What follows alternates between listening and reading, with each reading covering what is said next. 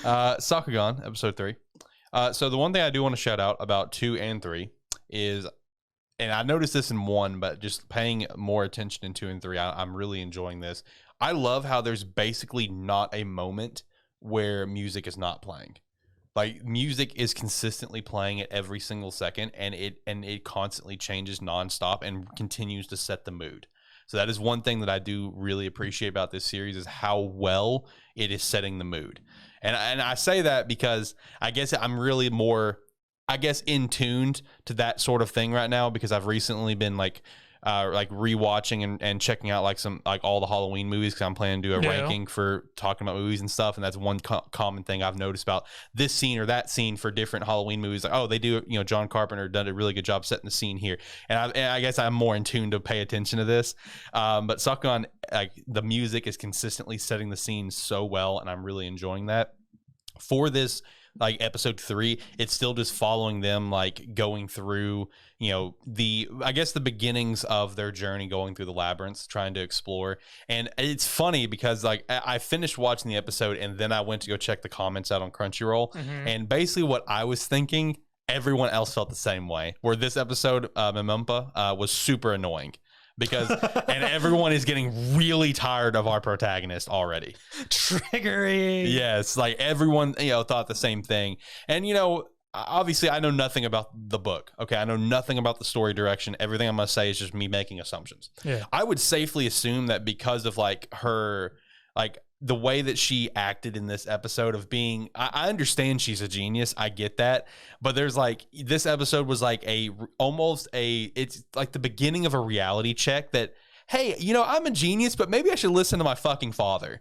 Because just continuously throughout this episode, she's completely going against her dad nonstop. Like, he keeps saying, it's like, nope, we are not doing this. Because she's like, hey, looking at the maps, like, okay, we need to get to this area, so let's go this way. So he's looking at the map, he's just like, yeah, that is fucking stupid. We are not doing that. We're going to go this way because it's safer. He was a marker. So he's just like, you got to trust your voice in here, and talks to his chest, points to his chest, whatever. And she's like, no, you have to trust your voice in your head. And he's just like, look, you're a kid. Just please listen to me for once. And it just kept on being a thing where like later on, like while they're just, taking a break, kind of refueling the mech, whatever, with some energy lines they found, they were kind of camping, taking a break. Earthquakes started happening, and he kind of put up his ear up against the wall. He's like, already? No, that can't be right. And it's just like, okay, what's going on? And he told her, he's like, here, go get some sleep. Go get some rest. I know you're tired. Go get some sleep. And he just goes to bed. And she's like, tell me what's going on. He's like, get some rest. We're leaving here soon. And she's still just like not listening to him. So she goes in the mech and she's like just doing shit, whatever, almost passes out, just sleeping. And then the kaiju comes back. The kaiju comes back, attacks them. Quick little moment. There's a big crack in the crevice, which originally she was pitching, hey, let's go down here, because clear with how the water is running down there, clearly there's a cavern underneath. We can take that and get to the area that we're trying to get to. And he's just like, no, that is stupid. We are not doing that.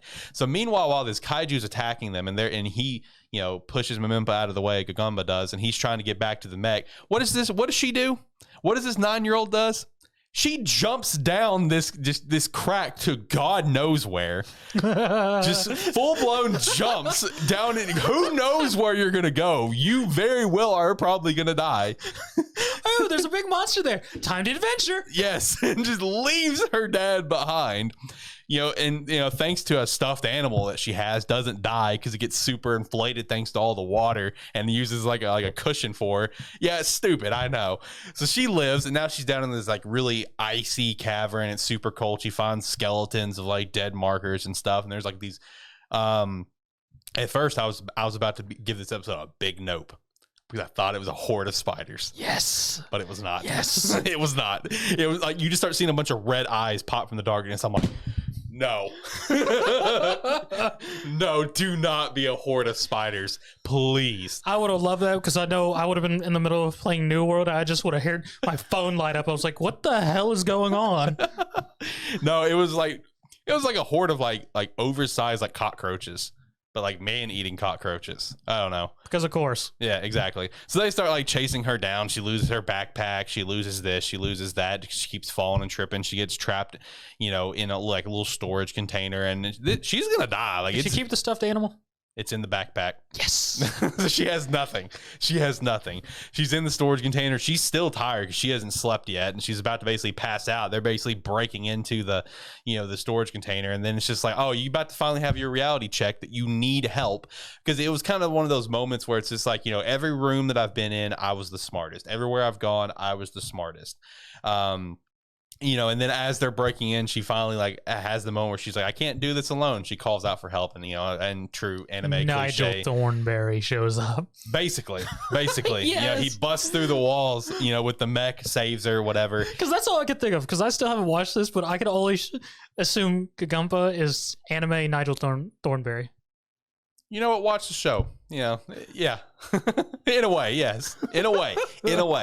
So, he comes in, saves her. They, she gets in the mech, and they go about, they get out of there, go to where they're trying to go. And she's like, oh, look, I was right all along. This is where I was going to go. So I hope, just as well as everyone else, that she gets a reality check that maybe she should actually listen to her dad more. Because like that, everyone was complaining about that, where she's like, she's being a spoiled little brat, like hardcore. Like, I understand she's a genius, but like, experience, his experience is important, being in the labyrinths before. So everyone was just like, yeah, fuck this bitch, she's fucking annoying. Everyone was just ready for her to get a reality check. And I will also say another thing with the kaiju, this is the same kaiju that attacked in episode 1, and it's basically following them, and I can only assume that it's specifically going after them because of this little amber necklace that they got in episode 1 that had the map, whatever.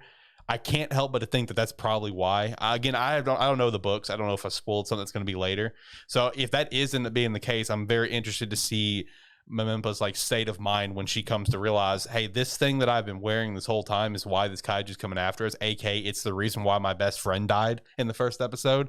I'm looking forward to seeing like that sort of reveal of like, and how it will impact the character, and hopefully just give the character a reality check where she won't be such a little shit and listen to her dad at least once on a blue moon. That's all I'm asking for at this point. I understand she's a genius. Just once in a blue moon, listen to your dad, because you almost got killed because you decided to jump off a waterfall leading to God knows where.